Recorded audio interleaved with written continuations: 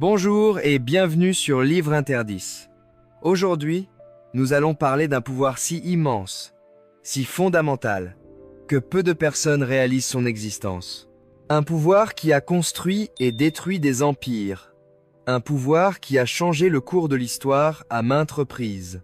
Ce pouvoir, mes chers auditeurs, réside dans les mots que nous prononçons chaque jour, sans même y penser. Je vais vous révéler une vérité que peu connaissent. Il existe, dans l'histoire humaine, des livres si puissants, si radicalement transformateurs, que certains ont tenté de les faire disparaître à jamais. Pourquoi ? Parce que les mots qu'ils contiennent ont la capacité de libérer l'esprit humain des chaînes de l'ignorance et de la manipulation. Imaginez un instant des phrases si explosives qu'elles pourraient ébranler les fondements mêmes du pouvoir établi. Des combinaisons de mots si efficaces qu'elles pourraient vous donner un accès direct à la richesse, au respect, à l'influence. Laissez-moi vous raconter une histoire vraie, une histoire que vous ne trouverez pas dans les manuels scolaires classiques. Au XIIIe siècle, un manuscrit étrange circulait parmi les initiés des cercles du pouvoir européen. Ce livre, simplement appelé le Codex Verbum, ne contenait que 42 pages. Mais ces 42 pages renfermaient un secret si dérangeant que l'Église de l'époque en a ordonné la destruction systématique. Pourquoi ? Parce que l'auteur anonyme de ce manuscrit avait décodé les schémas linguistiques qui permettent d'influencer durablement la pensée humaine. Ce n'est pas de la magie, c'est de la science psycholinguistique avancée, des siècles avant son temps. L'auteur avait identifié ce qu'il appelait les architectures sémantiques, des façons spécifiques d'assembler les mots qui contournent la résistance naturelle de notre esprit critique. Ces structures linguistiques agissent comme des clés ouvrant directement les portes de notre subconscient. Je vois déjà certains d'entre vous se demander « Est-ce que de simples mots peuvent vraiment avoir autant de pouvoir ?» La réponse est un oui retentissant. Regardez autour de vous. Toute notre réalité sociale est construite sur des mots. Les lois qui gouvernent nos nations ne sont que des mots sur du papier. Les constitutions, les traités, les contrats, tous ne sont que des arrangements de mots. Même l'argent dans votre portefeuille n'a de valeur que parce que nous avons tous accepté les mots imprimés dessus. Mais voici où cela devient fascinant. Le Codex Verbum allait bien au-delà de ces évidences. Son auteur avait compris que certains motifs linguistiques spécifiques avaient le pouvoir de reprogrammer littéralement notre perception de la réalité. Imaginez pouvoir utiliser des séquences de mots qui rendent vos arguments irrésistibles. Imaginez maîtriser des formulations qui transforment l'hostilité en coopération, le doute en conviction, la résistance en adhésion enthousiaste. Ce pouvoir n'est pas nouveau. Les grands orateurs de l'Antiquité le connaissaient déjà. Démosthène en Grèce, Cicéron à Rome, leurs discours pouvaient soulever les foules ou les calmer, déclencher des guerres ou sceller la paix. Ce qu'ils possédaient, souvent instinctivement, c'était la maîtrise de ce que le Codex Verbum appelait la syntaxe transformative. Le manuscrit divisait ce pouvoir en 3 principes fondamentaux. Le premier principe est ce que l'auteur nommait la précision révélatrice. Il s'agit de l'art d'utiliser des mots qui créent des images mentales si vives et si précises qu'elles semblent plus réelles que la réalité elle-même. L'auteur donnait cet exemple frappant. Ne dites pas « c'est une belle journée ». Dites plutôt « le soleil perce les nuages comme une lame d'or traversant un voile de soie grise ». Voyez-vous la différence ? Le second énoncé ne décrit pas seulement. Il fait vivre l'expérience. Le deuxième principe était le sacrifice syllabique. Ici, l'idée est contre-intuitive. Parfois, pour gagner en puissance persuasive, vous devez volontairement sacrifier des mots. L'auteur expliquait que les phrases courtes, percutantes, mémorables, ont souvent plus d'impact que les longues argumentations. Veni, vidi, vici, je suis venu, j'ai vu, j'ai vaincu. 3 mots en latin qui ont traversé les millénaires. Pourquoi ? Parce que leur concision même les rend inoubliables. Le troisième principe était le plus controversé. La résonance émotionnelle sélective. Ce concept expliquait comment associer des mots à des états émotionnels spécifiques chez l'auditeur. L'auteur affirmait que chaque mot que nous entendons active non seulement un concept dans notre esprit, mais aussi une empreinte émotionnelle qui lui est associée. En choisissant soigneusement vos termes, vous pouvez guider votre auditeur à travers un parcours émotionnel précis. Maintenant, posez-vous cette question. Combien de fois avez-vous eu l'impression de ne pas être entendu, compris ou pris au sérieux? Combien de fois avez-vous présenté des arguments solides qui semblaient glisser sur votre interlocuteur comme l'eau sur les plumes d'un canard? La vérité douloureuse est que sans la maîtrise de ces principes, vos idées les plus brillantes risquent de rester lettres mortes. Mais voici l'espoir. Ces techniques ne sont pas réservées à une élite innée. Elles peuvent s'apprendre, se pratiquer, se maîtriser. Le Codex Verbum décrivait des exercices précis pour développer cette maîtrise. Des exercices que nous explorerons en détail dans la 3e partie de cette vidéo. Je vois déjà certains se demander « Mais si ce savoir est si puissant, pourquoi n'est-il pas enseigné dans les écoles? Pourquoi est-il resté caché, interdit, presque oublié ?» La réponse est aussi simple que terrifiante. Parce que ceux qui détiennent le pouvoir n'ont aucun intérêt à ce que vous découvriez comment il fonctionne réellement. Comprendre le pouvoir des mots, c'est comprendre les mécanismes de l'influence et donc pouvoir s'en affranchir.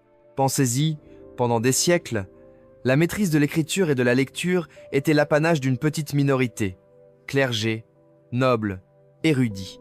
Cette restriction n'était pas un hasard. En limitant l'accès au pouvoir des mots, on limitait mécaniquement l'accès au pouvoir tout court. Aujourd'hui, alors que l'alphabétisation est généralisée, une nouvelle forme d'illettrisme persiste. L'incapacité à utiliser les mots comme outil de transformation personnelle et sociale. Je vous propose maintenant une petite expérience. Regardez attentivement ces 2 phrases qui disent fondamentalement la même chose. Il serait peu être intéressant d'envisager cette possibilité versus cette possibilité va révolutionner votre vie. Sensations différentes, n'est-ce pas? La première est tiède, hésitante, presque apologétique. La seconde est assurée, prometteuse, engageante. C'est exactement ce genre de différence que le Codex Verbum enseignait à maîtriser. Mais attention, je ne vous parle pas ici de simples techniques de manipulation bas de gamme. Je vous parle d'un art profond, d'une discipline exigeante qui nécessite intégrité et responsabilité. L'auteur du manuscrit insistait lourdement sur ce point. Ce pouvoir n'est pas à utiliser à la légère. Chaque mot que nous choisissons d'employer a des conséquences, parfois bien au-delà de ce que nous pouvons imaginer. D'ailleurs, saviez-vous que certaines des plus grandes tragédies de l'histoire ont commencé par des mots spécifiquement choisis pour enflammer les passions? Que certaines des plus belles avancées humanistes sont également nées de formulations géniales. Les mots peuvent être des armes de destruction massive ou des outils de construction magnifiques, tout dépend de l'intention derrière eux. Ce qui m'amène à un point crucial. Pourquoi vous, personnellement, devriez-vous vous intéresser à cela? Parce que dans le monde actuel, ne pas maîtriser le pouvoir des mots revient à naviguer dans un océan déchaîné sans savoir nager. Que vous soyez entrepreneur, parent, enseignant, artiste ou simplement quelqu'un qui veut laisser sa marque dans ce monde, cette maîtrise deviendra votre atout le plus précieux. Je veux que vous imaginiez quelque chose avec moi. Imaginez pouvoir exprimer vos idées avec une clarté telle que les autres les adoptent comme les leurs. Imaginez pouvoir rédiger un email qui obtient systématiquement la réponse que vous désirez. Imaginez pouvoir présenter un projet qui soulève l'enthousiasme au lieu du scepticisme. Imaginez pouvoir avoir des conversations qui transforment profondément vos relations. C'est exactement le genre de transformation que promettait le Codex Verbum à ceux qui maîtrisaient ses enseignements. Et le plus extraordinaire, c'est que ces principes sont intemporels. Ils fonctionnaient aussi bien au temps des pharaons qu'à l'ère des réseaux sociaux. Parce que la structure fondamentale de l'esprit humain, elle, n'a pas changé. Maintenant, je sens que certains d'entre vous sont être sceptiques. Est-ce que ces effets sont réels? Est-ce que des mots peuvent vraiment avoir autant d'impact? La réponse se trouve dans votre propre expérience. Rappelez-vous la dernière fois où quelqu'un vous a fait un compliment qui vous a illuminé toute la journée. Rappelez-vous la dernière fois où une critique maladroite vous a plongé dans le doute. Rappelez-vous ces paroles d'une chanson qui vous ont bouleversé aux larmes. Vous avez déjà expérimenté le pouvoir des mots. Il s'agit simplement d'apprendre à le canaliser délibérément. Avant de poursuivre, je veux m'assurer d'une chose. Avez-vous déjà ressenti cette frustration de ne pas trouver les mots justes au moment crucial? Cette sensation que ce que vous venez de dire ne reflète pas vraiment la profondeur de votre pensée? Si oui, écrivez mots clés dans les commentaires ci-dessous. Cela me permettra de savoir que je suis sur la bonne voie et que ce sujet vous parle vraiment. Nous allons maintenant explorer en détail les techniques spécifiques issues de ce manuscrit interdit. Mais avant cela, j'ai une question importante pour vous. Quel domaine de votre vie aimeriez-vous transformer grâce au pouvoir des mots? Vos relations personnelles? Votre carrière? Vraie influence sociale? Réfléchissez-y pendant que je prépare la suite, car dans la deuxième partie, nous allons plonger au cœur des mécanismes qui rendent ces techniques si efficaces. Et si cette vidéo vous parle jusqu'ici, si vous sentez qu'elle vous apporte une perspective nouvelle, alors faites-moi confiance. Vous n'avez encore rien vu. Cliquez sur like, abonnez-vous à la chaîne Livre Interdit et activez la cloche de notification parce que ce que nous allons découvrir dans la prochaine partie va littéralement révolutionner votre façon de communiquer. Je vous donne un avant-goût. Dans la deuxième partie, nous révélerons pourquoi certaines phrases restent gravées dans votre mémoire pendant des décennies, tandis que d'autres sont oubliées en quelques secondes. Nous découvrirons la structure cachée des discours les plus mémorables de l'histoire. Et nous analyserons pourquoi certaines publicités vous donnent littéralement envie d'acheter un produit que vous n'aviez même pas envisagé quelques minutes auparavant. Restez avec nous, parce que le meilleur reste à venir.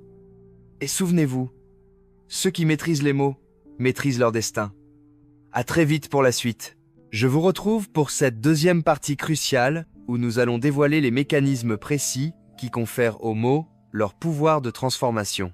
Si vous avez suivi la première partie, vous savez maintenant que le Codex Verbum n'était pas un simple grimoire mystique, mais un traité avancé de psycholinguistique avant l'heure. L'auteur du manuscrit identifiait ce qu'il appelait les 3 portails de l'influence. 3 dimensions à travers lesquelles les mots opèrent leur magie sur notre esprit. Le premier portail est celui de la structure rythmique. Saviez-vous que votre cerveau est câblé pour répondre à certains rythmes linguistiques spécifiques? L'auteur du codex avait découvert que les phrases construites selon des séquences rythmiques précises avaient un pouvoir de pénétration mentale décuplé. Prenez cet exemple frappant. Je suis venu, j'ai vu, j'ai vaincu. Cette phrase de Jules César suit un rythme ternaire, 3 éléments courts et percutants. Ce pattern crée une sensation de complétude, de destin inéluctable. Le Codex Verbum expliquait que notre esprit adore les structures ternaires, parce qu'elles reflètent les cycles fondamentaux de la nature. Naissance, vie, mort, passé, présent, futur, début, milieu, fin. Utiliser consciemment ce rythme, c'est comme parler la langue native de votre subconscient. Mais le rythme n'est qu'un début. Le deuxième portail est bien plus subtil. C'est celui de la charge émotionnelle différentielle. Ici, nous entrons dans un territoire vraiment fascinant. L'auteur démontrait que chaque mot que nous utilisons porte ce qu'il appelait une empreinte émotionnelle historique, la somme de toutes les expériences que vous avez personnellement associées à ce terme, tout long de votre vie. Quand je dis le mot « liberté », votre esprit ne se contente pas de comprendre le concept. Il active instantanément le réseau complexe de toutes les fois où vous avez ressenti de la liberté, ou au contraire, toutes les fois où elle vous a manqué. Le génie du Codex Verbum était d'enseigner comment cartographier ces charges émotionnelles et les utiliser pour créer des ponts entre votre message et l'expérience intime de votre auditeur. Nous voici arrivés au cœur de notre exploration, la partie que beaucoup attendent avec une légitime impatience. Si vous avez suivi les 2 premières parties, vous détenez désormais les clés théoriques du pouvoir des mots. Mais la théorie sans la pratique reste lettre morte. Le véritable pouvoir, celui qui a rendu le Codex Verbum si dangereux aux yeux des autorités de son temps, réside dans l'application méthodique et disciplinée de ses principes. L'auteur du manuscrit ne se contentait pas de décrire le pouvoir des mots. Il offrait à ses lecteurs une méthode complète de transformation personnelle à travers ce qu'il appelait les 3 piliers de la maîtrise verbale. Ces piliers ne sont pas de simples techniques, mais de véritables disciplines mentales qui, pratiquées assidûment, réorganisent en profondeur votre rapport au langage et à la communication. Commençons par le premier pilier, probablement le plus exigeant, mais aussi le plus transformateur. L'hygiène linguistique consciente. Le Codex affirmait que la plupart des gens vivent dans ce qu'il appelait la pollution verbale passive. Ils absorbent et reproduisent des patterns linguistiques sans aucun filtrage, sans conscience des effets qu'ils produisent. L'hygiène linguistique consciente consiste à devenir le gardien vigilant de votre propre discours intérieur et extérieur. Je vais vous donner un exercice concret que vous pouvez commencer dès aujourd'hui. Pendant les 7 prochains jours, je veux que vous teniez ce que le Codex appelait un journal de pollution verbale. Dans un carnet, notez systématiquement toutes les expressions, tous les mots, toutes les tournures que vous employez et qui, selon les principes que nous avons vus, véhiculent des limitations, des doutes ou des faiblesses. Par exemple, « Je n'y arriverai jamais »,« C'est trop difficile »,« Je dois »,« Il faut que »,« Je suis obligé de ». La simple conscience de ces patterns va déjà commencer à les dissoudre. Mais l'exercice ne s'arrête pas là.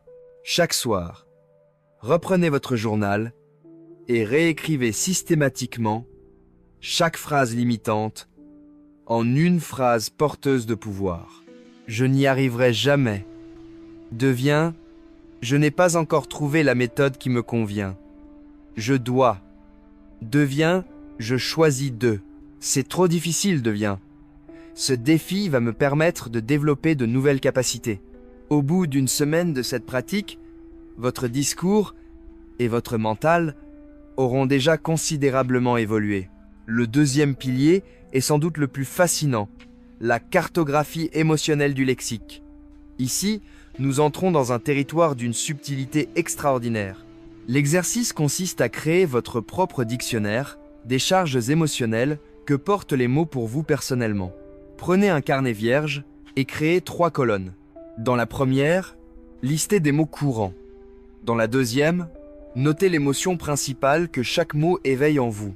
Dans la troisième, inventez un synonyme ou une périphrase qui transformerait une émotion négative en positive ou qui amplifierait une émotion bénéfique. Prenons un exemple concret.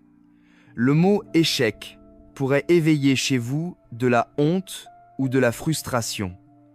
Votre transformation pourrait être expérience d'apprentissage accélérée. Le mot contrainte pourrait devenir cadide, structurant. Le mot problème se mue en opportunité déguisée. L'objectif n'est pas de jouer sur les mots pour nier la réalité, mais de recadrer cette réalité dans une perspective porteuse de solutions et de croissance. Mais attention! Cet exercice demande une honnêteté brutale avec vous-même. Certains mots auront des charges émotionnelles différentes selon leur contexte. Le mot famille pourrait évoquer la chaleur et la sécurité pour certains, le conflit et la obligation pour d'autres. La richesse de cet exercice réside précisément dans cette personnalisation. Au bout d'un mois de pratique, vous disposerez d'un arsenal de mots spécifiquement calibré pour votre psyché, vous permettant de naviguer avec une agilité sans précédent dans vos communications. Le troisième pilier est celui qui a rendu le Codex véritablement redoutable, l'ingénierie des énoncés transformateurs. Ici, nous passons de la défense à l'attaque, de l'hygiène à la création délibérée. Le manuscrit décrivait 7 archétypes d'énoncés particulièrement puissants, mais je vais vous en révéler 3 aujourd'hui. Ceux que je considère comme les plus accessibles tout en restant extrêmement efficaces. Le premier archétype est ce que l'auteur appelait l'ouverture des possibles. Sa structure est simple mais diaboliquement efficace. État présent négatif, plus processus de transformation, plus état futur désirable. Par exemple, lorsque vous êtes submergé par les obligations quotidiennes état présent, notre méthode vous guide pas à pas processus vers une sensation de liberté retrouvée état futur. Cet archétype fonctionne parce qu'il valide d'abord l'expérience de l'auditeur avant de lui proposer une issue. Le deuxième archétype est le pont vers l'action. Question rhétorique engageante, plus solution simple, plus bénéfice immédiat. Et si vous pouviez transformer votre anxiety en énergie créative en seulement 5 minutes par jour, notre technique simple vous offre cet outil, vous permettant de aborder chaque défi avec sérénité et confiance. Cet archétype est particulièrement efficace pour surmonter la résistance au changement. Le troisième archétype est le plus puissant et doit être utilisé avec une éthique irréprochable. La reconstruction de croyances. Croyances limitantes communes plus preuves contraires plus nouvelles croyances empowernantes.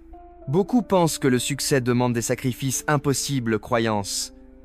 Mais regardez toutes ces personnes qui ont réussi en respectant leurs valeurs preuves. Et si le vrai succès était précisément de créer une vie alignée avec ce qui compte vraiment pour vous, nouvelles croyances. Maintenant, je sens que certains d'entre vous se demandent être. Mais est-ce que ces techniques ne risquent pas de me transformer en une personne artificielle qui calcule chacun de ces mots? Excellente question. Et le codex y répond avec une profondeur remarquable. L'objectif ultime n'est pas de calculer constamment, mais de pratiquer jusqu'à ce que ces nouveaux patterns deviennent votre langue naturelle. C'est exactement comme apprendre à conduire. Au début, vous pensez consciemment à chaque geste, puis progressivement, la conduite devient une seconde nature. Il en va de même pour la maîtrise verbale. Je veux maintenant partager avec vous le secret le mieux gardé du Codex Verbum, ce que l'auteur appelait le principe de la graine linguistique.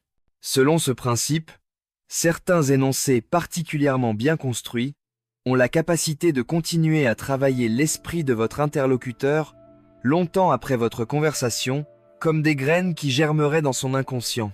Ces graines suivent des règles précises. Elles sont courtes, mémorables, légèrement énigmatiques, mais profondément justes. Et elles contiennent une promesse de résolution future. Par exemple, parfois, ce que vous cherchez est déjà là où vous avez cessé de regarder. Ou votre prochain grand pas commence au moment où vous arrêtez de vous retenir. Ces formulations ne donnent pas de solution toute faite, mais elles orientent l'esprit vers des territoires fertiles. En maîtrisant cet art, vous pouvez littéralement planter dans l'esprit des autres des idées qui mûriront en leur temps, créant des ouvertures pour des conversations futures. Mais aucun de ces pouvoirs n'a de valeur sans le cadre éthique qui doit l'accompagner. Le Codex insistait lourdement sur ce point dans son épilogue. La maîtrise des mots n'est pas une fin en soi, mais un moyen au service d'une vision plus haute. L'auteur proposait ce test simple mais profond pour évaluer l'éthique de toute utilisation du pouvoir verbal. Cette communication sert-elle uniquement mes intérêts, ou crée-t-elle de la valeur pour toutes les parties concernées? Apporte-t-elle plus de lumière ou plus d'ombre dans le monde? Avant de conclure cette trilogie, j'aimerais vous inviter à un engagement. Dans les commentaires, partagez un pattern linguistique que vous avez identifié chez vous et que vous souhaitez transformer. Ou bien un énoncé puissant que vous avez créé en appliquant ces principes. Créons ensemble une bibliothèque vivante de transformation. Si ces trois parties vous ont parlé, si vous sentez que cette compréhension du pouvoir des mots peut véritablement transformer votre vie, alors montrez-le. Likez cette vidéo, abonnez-vous à Livre Interdit et activez la cloche de notification. Chaque engagement de votre part nous permet de continuer à explorer ces connaissances oubliées et de les remettre en lumière. Mais surtout, passez à l'action. Ne laissez pas ces principes devenir une simple curiosité intellectuelle. Choisissez un seul exercice. Le journal de pollution verbale, la cartographie émotionnelle ou la création d'énoncés transformateurs. et pratiquez-le assidûment pendant les 30 prochains jours. C'est dans la pratique régulière que réside la véritable transformation. Je terminerai par ces mots du Codex Verbum qui résonnent particulièrement en moi. Les mots sont les architectes silencieux de notre réalité. Chaque phrase que nous prononçons sculpte le monde dans lequel nous vivons. Choisissons donc nos mots avec la même conscience que celle dont nous rêvons pour notre avenir. Merci de m'avoir accompagné dans cette exploration. La conversation continue dans les commentaires. À très vite sur Livres Interdits pour de nouvelles découvertes.